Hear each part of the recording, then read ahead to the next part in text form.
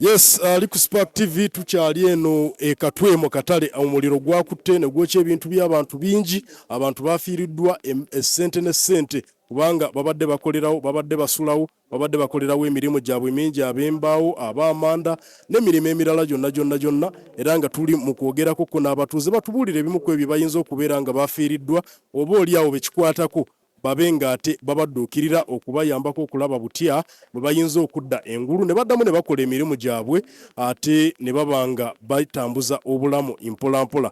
Mu kiseera kino tulina omwami wano ntegeezeddwako nti y'omu ku abo abasinze okuba nga bafiirwa ebintu ebingi kubanga abadde alina edduuka ddene wano mu kitundu omuliro wekyayokezza. Tugenda kubeera nga twogerako naye atubuulira embeera weeyinza okubeera nga yatandise nabwa wekyavudde ate tube nga tweyongerayo mpolampola. Ssebo sijja kubuuza nti wasuze otya kuba manyi embeera gye wasuzeemu si nnungi naye amannya gaffe tube nga tunyumyamu mpolampola. Ssebo bampita Yusufu Boogere. Twavudde muno ssaawa 4 ez'ekiro amasannyalaze gavuddeko. Buli omu n'ateekateeka era akatale bakasibaawo ssaawa 4 ekitundu. Naye bankubidde kiro 6:00 gy'okolera akatale kakutte omuliro. Nagenze okutuuka wano nga fayeze naye nga terina weeyita. Ng'eweereza buweereza muliro naye nga wenkolera wennyini edduuka lyange lyonna liteta kuba mwaddemu ebizigo, mulimu eddagala ly'ebiwuka, mulimu obuveera, mulimu sabbuuni, nga lyonna likutte omuliro. Sirina kye naggyeemu, mulimu firiji 2 nga lyonna lyaka. Okukwata ku kufulu eyokya kugisumula ne tukakuba naye nga lyonna lisimbye. Batuzaaba naffe abazira kisa yonna gye muli mutuyambe mutudduukire kuba tetulina wakuddukira wano tubadde tuyiyiza muntu bwaffe bwonna bwayidde. Mutuyambe bannaffe tuli bubi. Omuliro guyinza kuba nga gwavudde ku masannyalaze kuba be tubadde tunyumyamuko nabo batugambye nti amasannyalaze olwakomyewo omuliro gwatandikidde okwaka.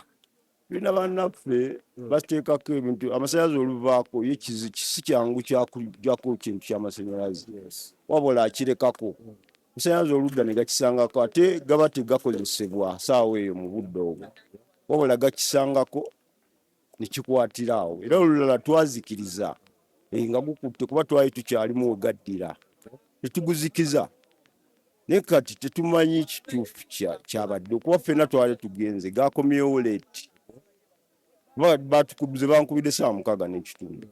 Nagenze otuuka wano nga tukyalina kyojjamu nga byonna biyidde.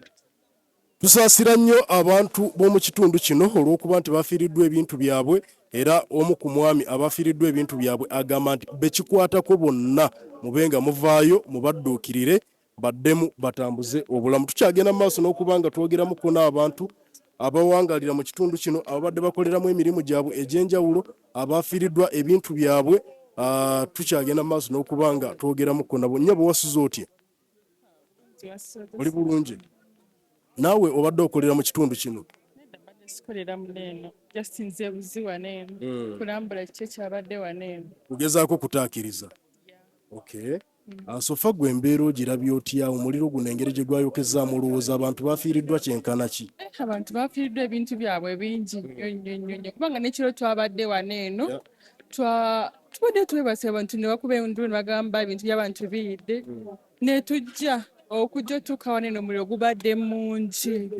Omuliro gubadde mungi abagezaako okutaasa ne bataasa, poliisi nejja neetaasa neyiwako nanka amazzi naye ebintu by'abantu ebisinga byonna byafudde. Amannya gaffe? Olivia Nwasaasira. Kale tweyanzeege. Omukyala Olivia ye bw'atyo bw'agamba nti poliisi yagezezzaako naye ng'omuliro mungi gwagi overwhelminze.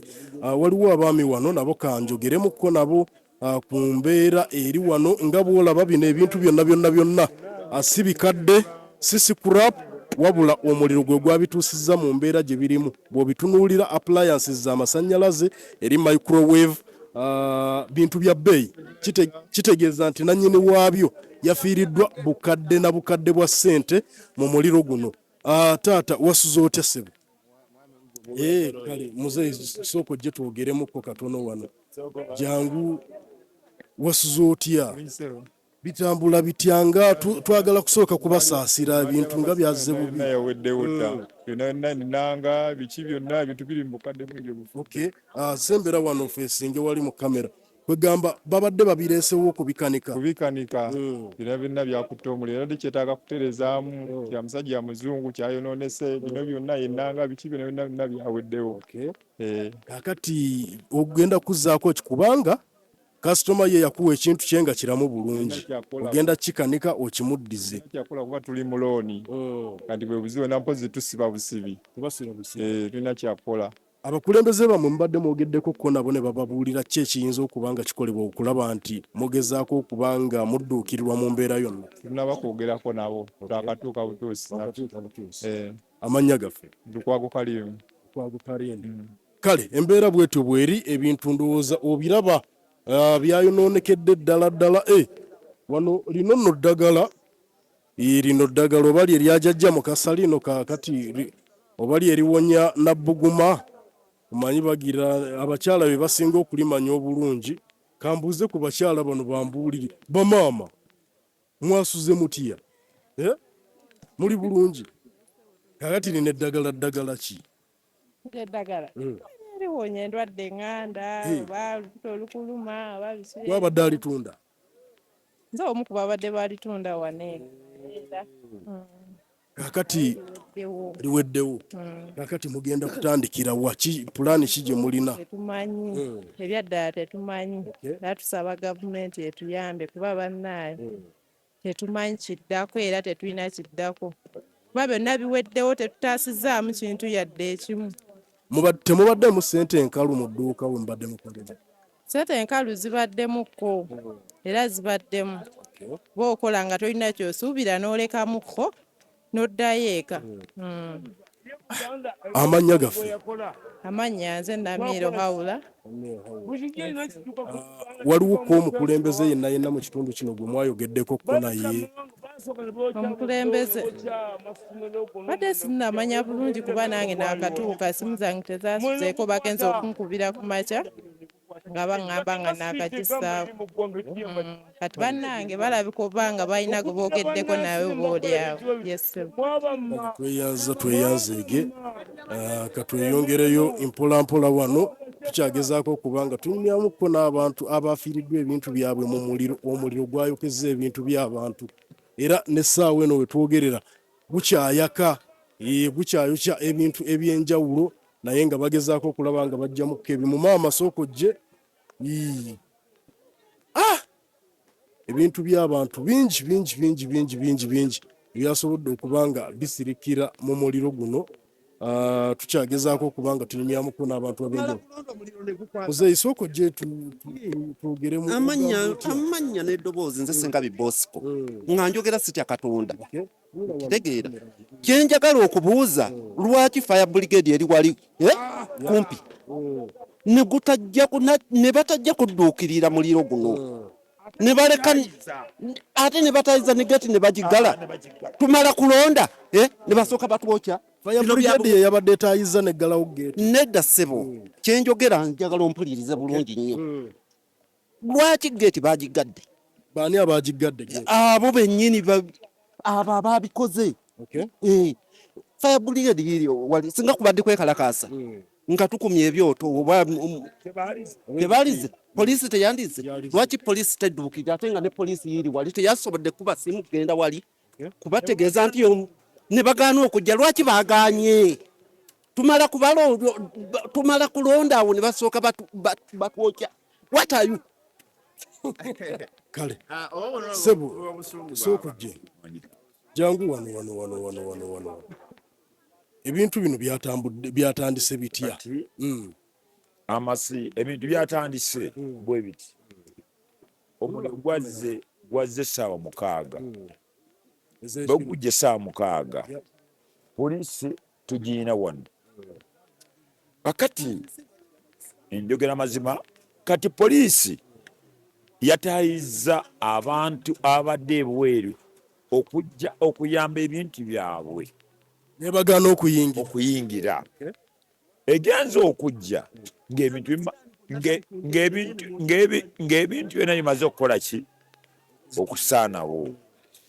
Kino kye bagamba nti kyamasannyalaze ekyo si kituufu, wabula omuliro bwe gwazze ne gumala okwaka ne gusanga waza amasannyalaze ne zikola ki, ne zikwata. Ekituufu omuliro gwenda kukola ki? Naye ng'ekituufu nze ngenda kwogera bwe nti si mu bubi, era njogera mazima nti gavumenti etaddemu obugayaavu, kubanga poliisi egaana ntya abantu nga bagenda okutaasa ebintu byabwe ate ne mugaana nemala okuggwawo nomaanogwa. Era abantu bamenye enjegere okusika akatale ako okulaba abamu nga bajjamu ebintu obuntu obutonotono. Naye nga poliisi ebagaana. Lwaki obagaana? Ddala lwaki obagaana? Ego lwaki obagaana okuddamu ebintu byabwe? Kale tweyanze Kansala Amina, salamu alaikum. Waalaikum salaam. Mpulidde oyina ensonga yogambye abafuuwa emmindi bagifuuyira mu katale. Waliwo eyambuuzizza osuubira ki ekyayo ky'ezaakatale? Kuba ffenna tuteebereza buki? Kuteebereza. One, emidaala egisinga sayidi gya wano mulimu abafuuyiramu emmindi, mulimu abanyookezaamu ki? Eddagala oba amasannyalaze. Kati nze okuva eri ne ŋŋamba oli nti tuteebereza bwe gataba amasannyalaze balabika abafuuyiramu emmindi oli erabiddemu akaliro oba ng'oli yabadde akuma omuliro n'abyerabiramu mu butanwa we ganaba amasannyalaze. Katonda yasinga omumanya, naye nga mu byonna tunakuwalira wamu n'abajiiriddwa bizinensi zaabwe, kuba si bya buwangwa byokka be bajiiriddwa. Galagi kuliko emmotoka ezayidde, enkoko zayidde, amatooke, ab'ebyennyanja, ab'empuuta. Awo wennyini we tusabira n'obuyambi eri abo bonna abasobola mu kisiibo kino, naddala nga tukakkalabya ebisiibo eby'emirundi ebiri ekyabannaffe Abakatuliki n'Abayisiraamu. Ebisiibo ebyo tubeera n'ekisa tujje tuyambe abantu bano. N'ekyokubiri, nkubira omulanga abakawuga be batwala obutale bwa Ssaabasajja tikati ndowooza y'essaawa tujje ebibaawo mu butale tuzimbe ku bizimbe ebiri temporary, manya ebiri permanent. Bino ebiri temporary ebyobubaawo, kuba ekizimbe ekiba nga kya bloka fine omuliro gukwata naye tegubumbujja nnyo ng'ekibaawo wekikola ki wekibeera. Nze mu katale muno emyaka gye nnina gye mmazeemu emyaka 35 mwenzaaliddwa ewaffe nze mu Galanda, wemba nga nze gye emyaka gye nnina mwenzaaliddwa era nange kennyini nnamu emidaala. So nnyolerwa wamu ne basuubuzi bannange nankubadde nga ndi kansala. Yesebo. Yesebo. Tewali yafunye buzibu. Bizinensi zokka ze zaafunye obuzibu. Mwenga abakulembeze muyina enteekateeka gye mulina okulaba nti abantu abafiiriddwa ebintu ebyo bayambibwako. Weewaawo enteekateeka tetunnaba gifuna, naye nga kyemmanyi gye bujjawo mu maaso enteekateeka tujja kuba tugifuna. Amannya gaffe?